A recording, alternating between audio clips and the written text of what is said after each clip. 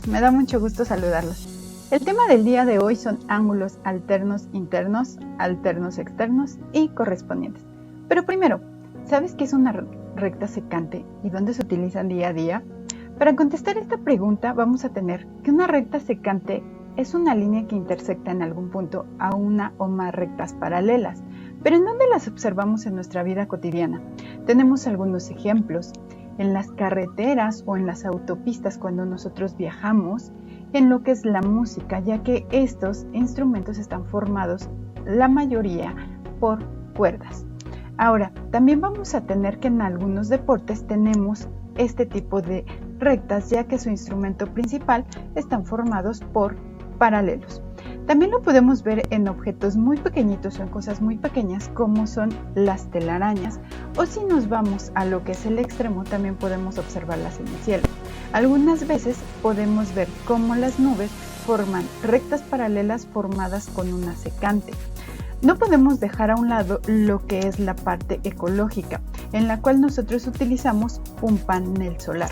También cuando nosotros estamos moviéndonos de un lugar a otro en la ciudad, nuestras calles están formadas por lo que son líneas paralelas cortadas por la secante.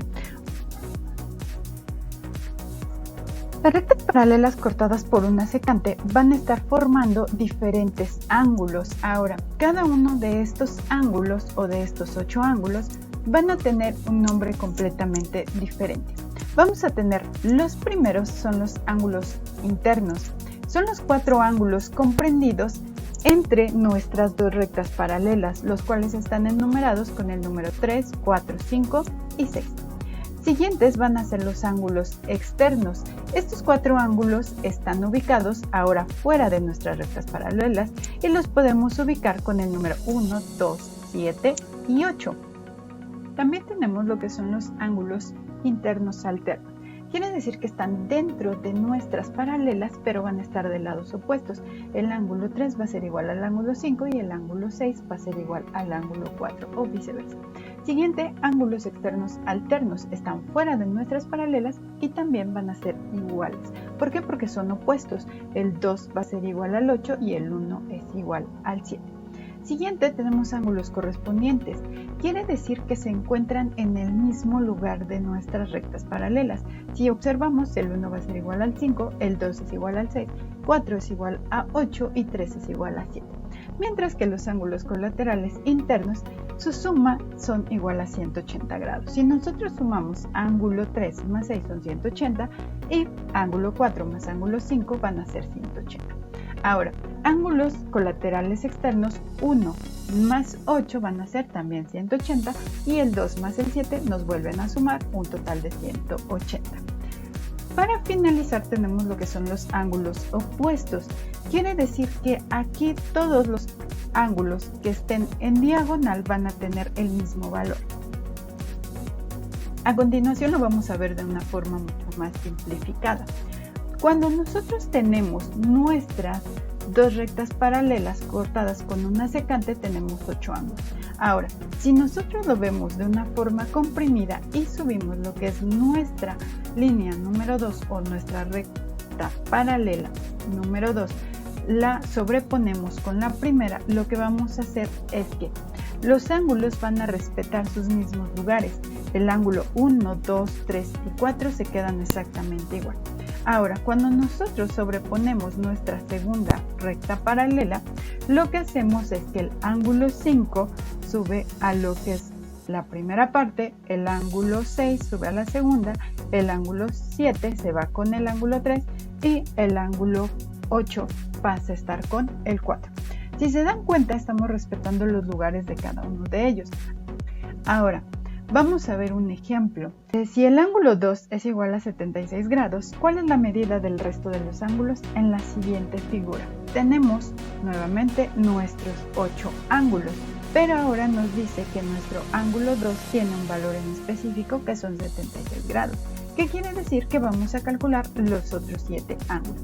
Y para esto vamos a utilizar la siguiente figura. Vamos a comprimirlos y como ya habíamos dicho, nuestra segunda recta paralela la vamos a colocar con nuestra primera recta paralela. ¿Para qué? Para tener mucho más fácil nuestros ángulos. Ahora, tenemos como dato el ángulo número 2, que son 76 grados.